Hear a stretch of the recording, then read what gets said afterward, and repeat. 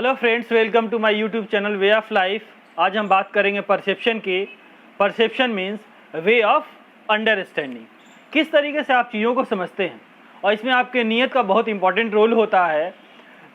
जैसी आपकी नीयत होती है वैसे ही आपकी नीति होती है, जैसी आपकी नीति होती है वैसा ही आपका जीवन होता है, क्योंकि नीति ही जीवन की राह को निर्धारित करती है।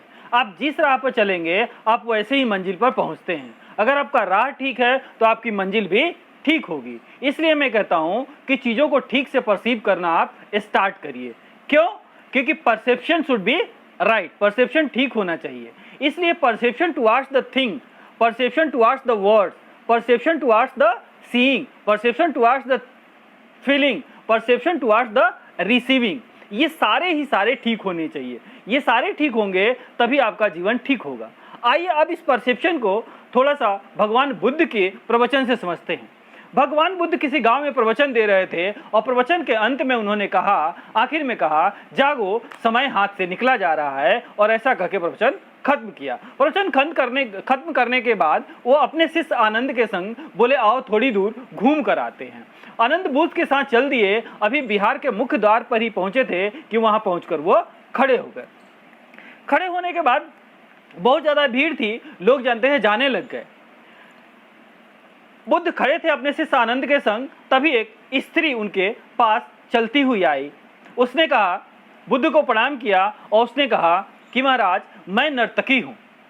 आपने जैसे ही कहा कि समय हाथ से निकला जा रहा है, मुझे याद आया कि आज का हमारा तो नृत्य का कार्यक्रम नगर सेठ के यहाँ था। मुझे याद आ गया, आपका बहुत बहुत धन्यवाद। ऐसा कहकर वह बुद्ध का धन्यवाद करके चली गई। बुद्ध अपने शिष्य आनंद के संग वहां खड़े रहे। तभी उन्होंने देखा कि एक पुरुष वहां पर उनके पास आया।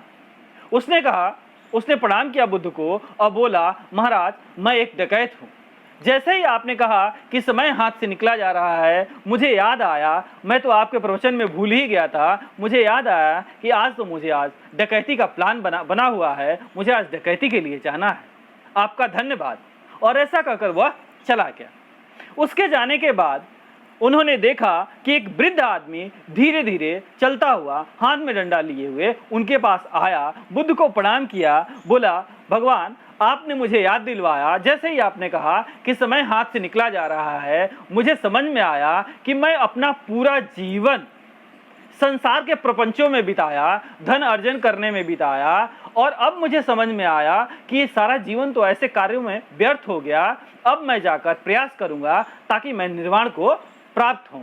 ऐसा पुण्य, दान, कर्म, जप और योग करूंगा। जब सब लोग चले गए तो बुद्ध ने आनंद से कहा, हे आनंद, देखो, प्रवचन तो मैंने एक ही दिया था, लेकिन सबने उसका अलग अलग अर्थ निकाला। इसका मतलब जिसकी जितनी झोली होती है उतना ही दान वह समेट पाता है। निर्वाण प्राप्ति के लिए भी मन की झोली को उसके लायक बनाना होता है। इसलिए मन का शुद्ध होना बहुत जरूरी है। अगर मन शुद्ध है तभी वो चीजें ठीक से रिसीव कर पाएगा, सही चीजें ले पाएगा। इसीलिए मानस में तुलसीदास जी ने कहा है कि जाकी रही भावना जैसी, प्रभु मूरत देखी तीन तैसी। आज बड़े ही मॉडर्न लोग हो गए हैं, लेकिन वो सारी चीजें हमारे शास्त्रों में वर्णित है। अब ये पहले से ही लिखा हुआ है। आज हम इसको परसेप्शन से समझते हैं, लेकिन पहले ही तुलसीदास जी ने लिख दिया कि जाकी रही भावना जैसी, प्रभु मूरत देखी तीन तैसी। तो दोस्तों, अपने परसेप्शन को ठीक करो, पूरा जीवन आनंद में डूब जाएगा, सारे अपने लगने लग जाएंगे, अपने पराये का भेद मिट जाएगा, जीवन आनंदमय हो जाएगा। इसलिए परसेप्शन ठीक कीजिए, towards the thing, towards the seeing, towards the receiving. धन्यवाद।